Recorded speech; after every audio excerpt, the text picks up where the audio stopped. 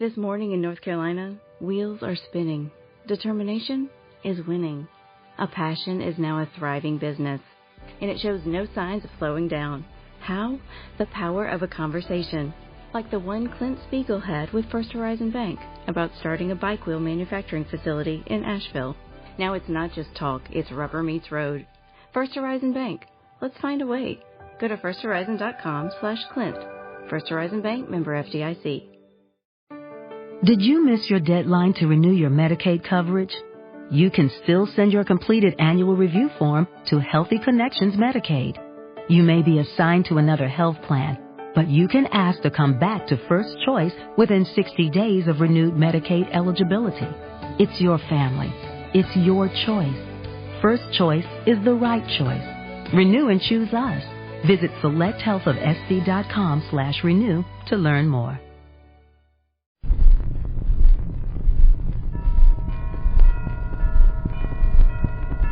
God rest you, merry gentlemen, let nothing you dismay.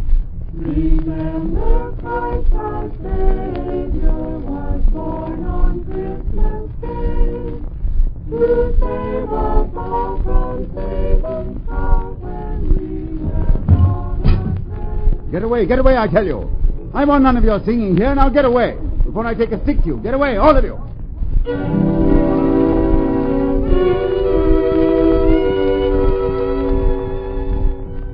It was I who said those words, may heaven help my soul. It was I who called them out into the London night on Christmas Eve, and sent those children scampering into the fog with fear in their hearts, where but a moment before had been the love of fellow man and God. I had learnt a great deal since then, and my story bears telling.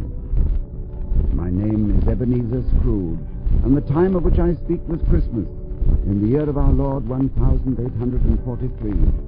It was cold, bleak, biting weather. In my counting house, where I sat working busily over my ledgers, the fog came pouring in at every chink and keyhole. I remember noting with silent glee that it had been a good year, and I was a much richer man. The city clocks had just struck 3, but already it was quite dark, and I had lit a candle to see by. My clerk had also lit a candle. The miserable wretch was warming his hands by it, wasting good time and money. I was just about to reprimand him when the door opened with a clatter. Merry Christmas, Uncle. God save you. Close that door. Do you want to freeze us out? I'm sorry, Uncle. Merry Christmas. Merry Christmas. And what reason have you to be merry? Heaven knows you're poor enough. Then what right have you to be sour? You're rich enough. This is the place of business, nephew. Now, thank you to leave us alone. No, don't be angry, Uncle. What else can I be when I live in such a world of fools? Merry Christmas. Humbug. What does it mean but a time for paying bills without money? A time for finding yourself a year older, but not an hour richer? If I had my way, every fool who goes about with Merry Christmas on his lips should be boiled in his own pudding and buried with a stake of holly through his heart. Now, get out. Uncle Ebenezer, if you'll only... Keep Christmas in your own way and let me keep it in mine. But that's just it. You don't keep it. I came to ask you to have dinner with us tomorrow. Thank you, nephew. I'll starve first. But why? We don't want anything from you. We ask nothing of you. Really? Not even a gift for your charming wife? A bauble for your pretty little child? Oh, come. I'm sorry you don't understand, Uncle. I came here purely out of the Christmas spirit. And when you go, will you please take it with you? Good night, nephew. Good night, sir. Merry Christmas! Humbug!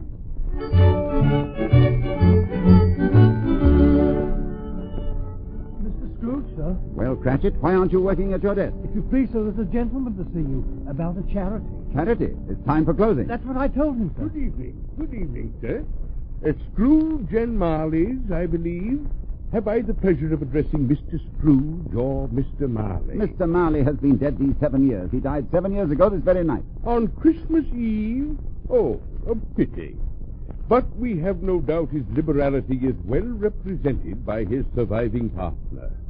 Mr. Marley's liberality was matched only by my own. As you know, Mr. Scrooge, at this festive season of the year, we attempt to make some slight provision for the poor and the destitute. Many thousands are in want of the common necessities of life, and many thousands are in want of common comfort, sir. Oh, dear, dear. Are there no prisons? Why, yes, sir. Plenty of prisons. And the union workhouses, aren't they still in operation? Yes, they are. Oh, sir, I was afraid from what you said that they weren't. I'm very glad to hear it. Oh.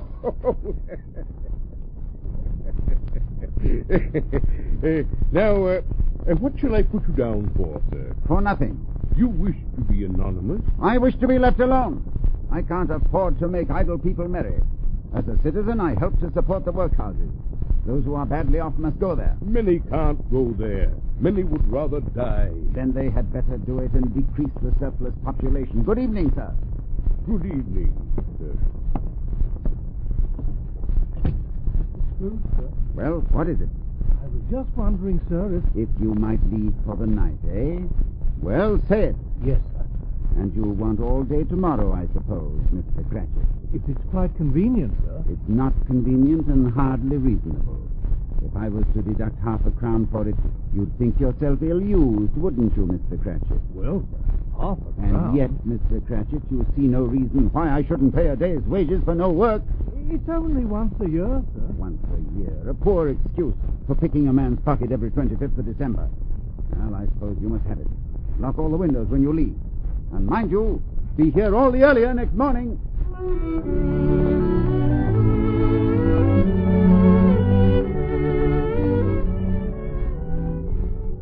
I felt no twinge of conscience that fateful Christmas Eve, no pang of remorse, no sense of guilt, for I had never known these weakling sentiments. Why then did my dark chambers seem darker than they ever had before?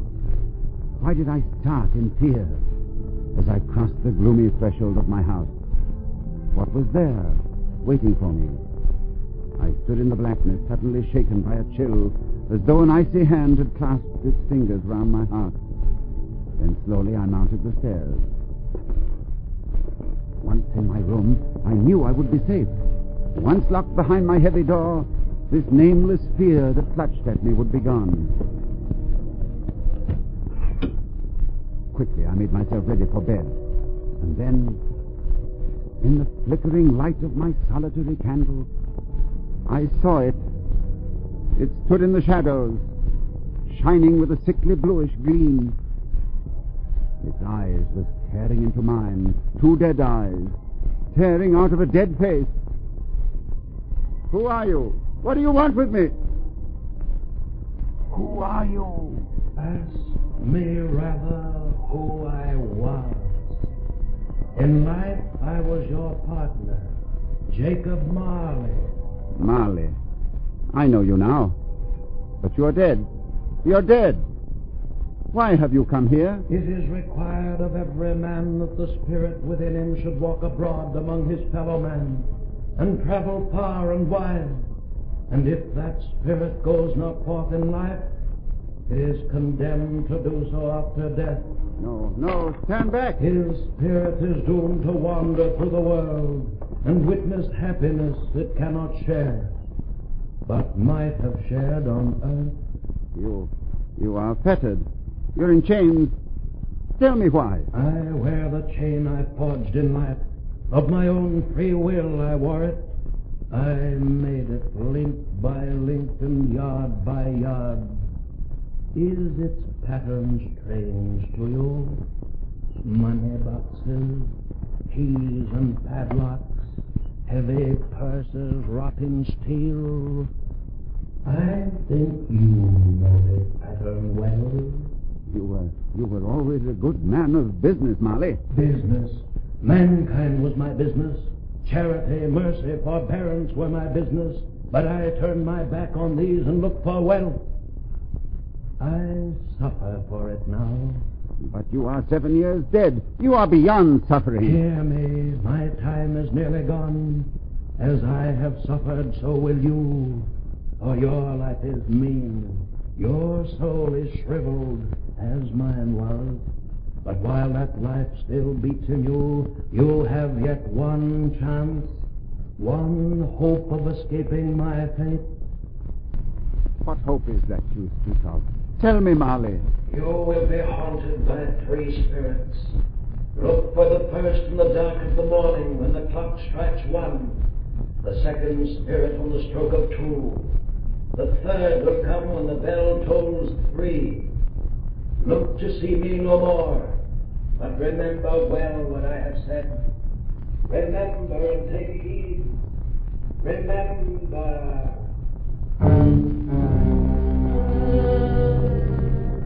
How long I slept, I do not know. But I awoke in a tremble, the voice of the steeple clock still ringing in my ears, as it struck the first hour of Christmas Day. There at my bedside, as old Marley had warned, was the spirit who had come to haunt me. It was a strange figure, like a child, and yet its hair was white with age. It held a branch of fresh green holly in its hand, and strangest of all, from the crown of its head there sprung a bright, clear light. You must come with me, Ebenezer Scrooge. Are you the spirit whose coming was foretold me? I am. Who and what are you? I am the ghost of Christmas past. Long past? No, your past. Well, why have you come? What brings you here? Your welfare and your reclamation. Rise and walk with me. Walk? Where? Through your window, out into the night, out on the wings of the wind. Come with me, Ebenezer Scrooge.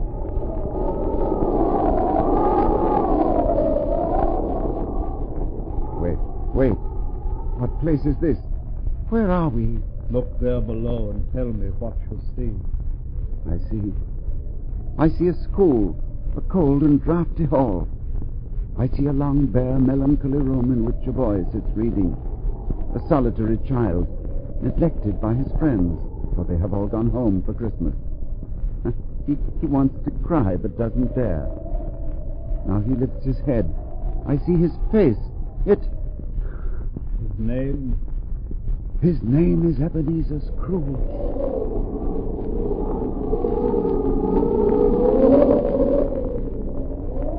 Here now is the shadow of another Christmas.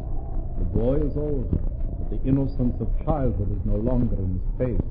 There is a restless motion in his eye, and he wears the signs of care and greed. Show me no more.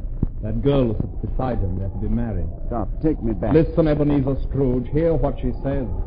I know it matters little to you. And so, I give you your release, Ebenezer. Take me back. You have changed. And your love is not for me any longer. You love money now, and power. Another idol has displaced me. A golden one. Goodbye, Ebenezer.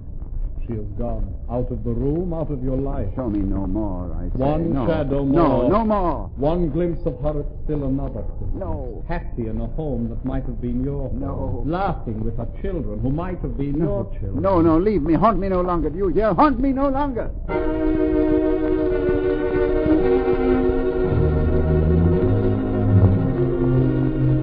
Again I slept. Again the steeple clock tolled out the hour on the Christmas morning air. Wake up, man, wake up!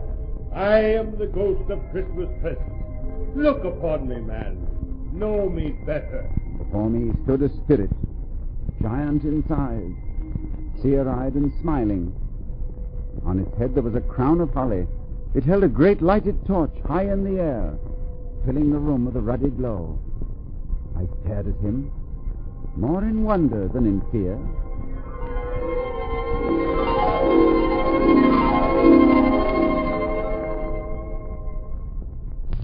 And then the second spirit laughed. Have you never seen the like of me before? Never. What? You've never walked with my brothers? Have you many brothers, spirit? More than 1,800. One for every Christmas since the first. Will you come with me, man? I've seen the Christmases of the past. They brought me no joy. Oh, come along, man, come along. I will show you the Christmas of today.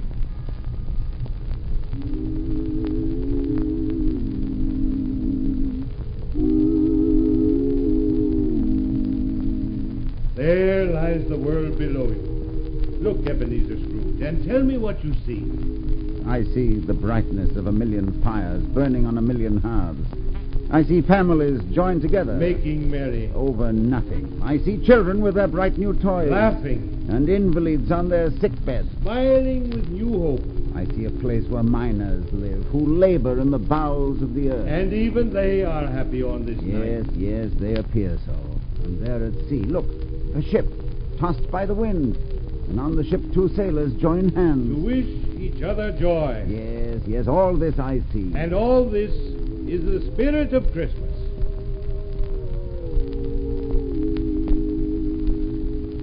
Come with me now.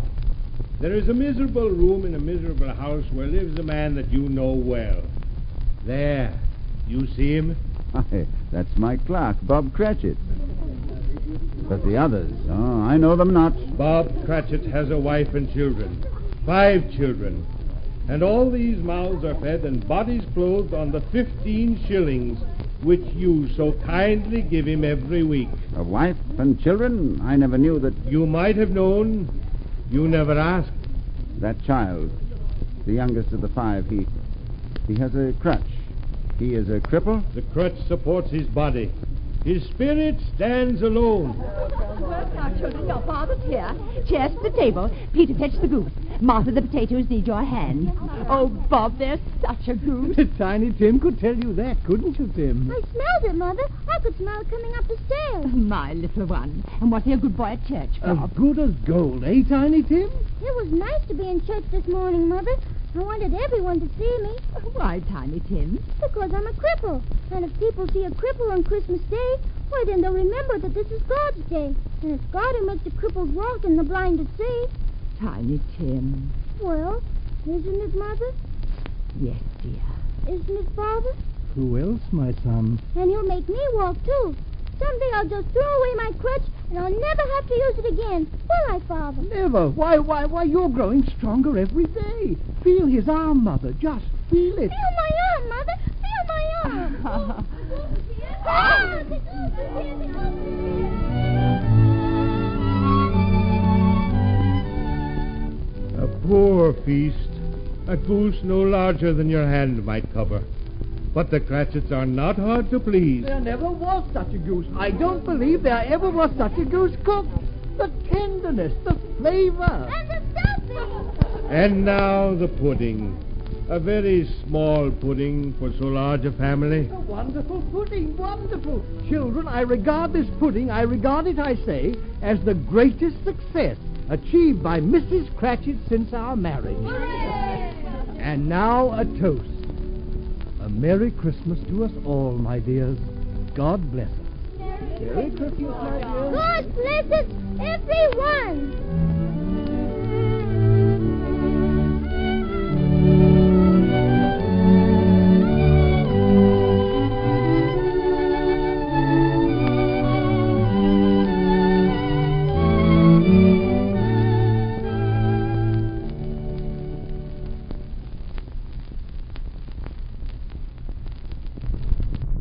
Is over.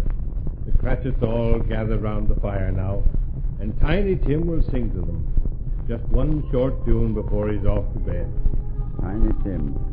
He's so pale, so thin. Tell me, will he live? Spirit, will Tiny Tim live? I see a vacant seat in the poor chimney corner, and a crutch without an owner. If these shadows remain unaltered, the child will die. No, say he will be spared. Tell me he will be spared. Do you worry? Why? If he be like to die, why then he had better do it and decrease the surplus population. Spirit, stop, don't go. There must be others in the world, poor and in want. Are there no prisons? Hear me, they can be helped. Are there no prisons? Are Spirit. there no workhouses? Spirit, stay, come back. Come back.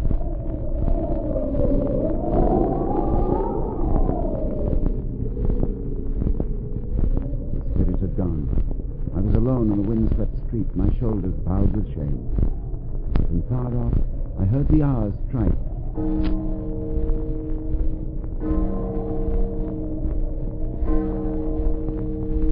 And looking up, I beheld the third of the spirits. It was a phantom, shrouded in a long black robe. A hood concealed its face. but from the folds of the robe a thin white hand was outstretched toward me, beckoning. I am the ghost of Christmas yet to come. I will show you the shadows of things that have not happened, but will happen in the time before us. Ghost of the future, I fear you more than any spectre I have seen. Come.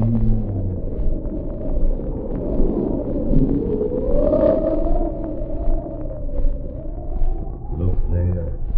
Do you know this street, Ebenezer Scrooge? I do. My business is here. But that building is strange to me. It will be built in years to come. Do you know those two men walking there? I know them well. They are my friends. Hear what they say. Well, old Scratch has got his own at last, eh? Well, so I hear. But when did he die? Last night, I believe. What was the matter with him? I thought he'd never die. What's he done with his money? Oh, I don't know. Left it to his business, probably. Well, I'm sure he wouldn't give it away. Cold, isn't it? Did you hear, Ebenezer Scrooge? What man is that who died? They did not say his name. Come.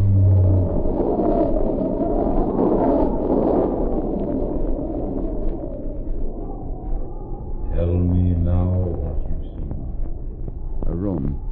A dark and gloomy chamber. On the bed a figure lies covered with a shroud. Someone is dead in this room. Remove the shroud and look upon his face. I am afraid. Remove the shroud. It is my own face that I see.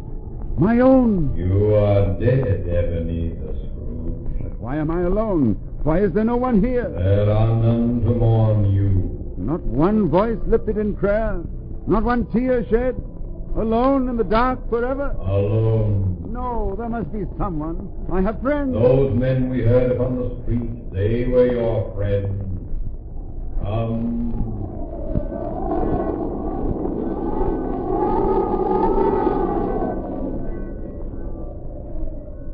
Where do you take me now? A graveyard. Have I not seen enough of death? You looked in vain for mourners at your bed. Now see the face of one lost in grief. Figure by a gravestone, kneeling in the fresh turned earth. Why, it's Bob Cratchit.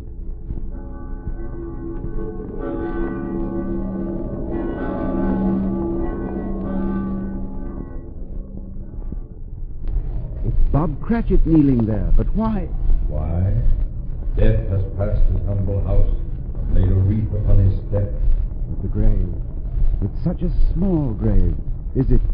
Did Tiny Tim die? Hear the father mourning for the son. I wish that you could see this place, Tiny Tim. There's grass here such as you've never seen before. And flowers, too, and birds. You'll like it here, Tiny Tim. There'll be no pain, and you can throw your crutch away at last. And you won't be alone either, for I'll come here every Sunday as I promised, and as I walk home I'll feel your tiny weight upon my shoulder the way we used to walk, eh, Tim?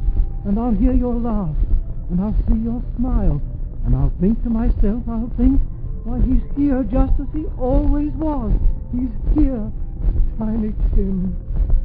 Tiny Tim. Tiny Tim, born 1838, departed this life, aged 7 years. Must this be? Must that father cry out his heart upon a gravestone? Tell me this must not be. There was a man named Ebenezer Scrooge. He might have saved this child. He will. He will. Let me have one chance. It was promised me if I altered my life. I will honor Christmas in my heart and try to keep it all the year. I will live in the past, the present, and the future. The Spirit of God shall strive in me, I swear. Only tell me that I may sponge away the writing on that gravestone. Tell me.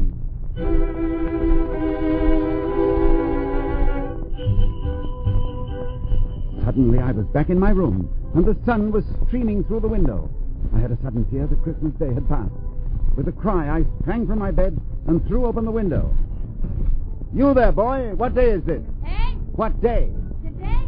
Why, it's Christmas Day. Christmas Day. I haven't missed it. Hello there, my fine fellow. Hello. You know the poulterers at the corner? I should hope I did. Oh, an intelligent boy. Have they sold the prize turkey that was hanging there? What? The turkey is big and neat? Ha ha, delightful boy. It's a pleasure to talk to you. Is it still there? It's hanging there now. Then go and buy it, boy. Yahoo. No, I'm in earnest. Here's the money. Go and buy it. Tell him to send it to Bob Cratchit's house. And whatever's left is for you. And hurry, boy, hurry. I've been invited to my nephew's for dinner. I'm going. And boy, Yes, sir. Merry Christmas, boy. Merry Christmas.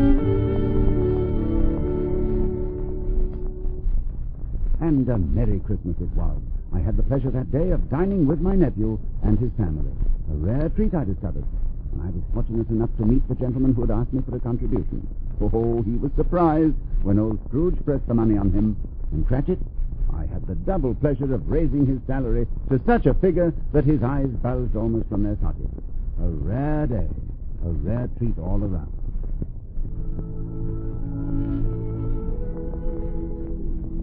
Yes, that was a Christmas for you.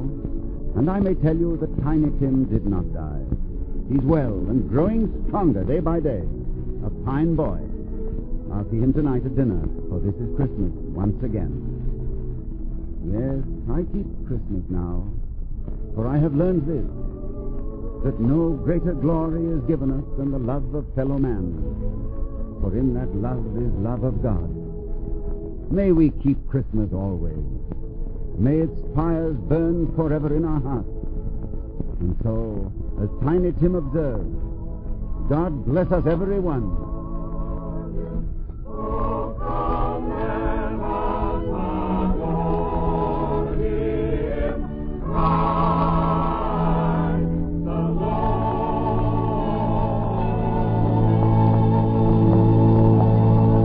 Welcome to the Agrihead. Carnes Crossroads is a new home community with a farm-to-table lifestyle. Just outside of Charleston, here, community is defined by gathering together and our deep connection to nature. Learn more at carnescrossroads.com. It is Ryan here, and I have a question for you. What do you do when you win? Like, are you a fist pumper, a woohooer, a hand clapper, a high fiver? I kind of like the high five, but if you want to hone in on those winning moves, check out Chumba Casino. At ChumbaCasino.com, choose from hundreds of social casino-style games for your chance to redeem serious cash prizes. There are new game releases weekly, plus free daily bonuses, so don't wait. Start having the most fun ever at ChumbaCasino.com. No purchase necessary. VGW Group. Void where prohibited by law. See terms and conditions. 18+.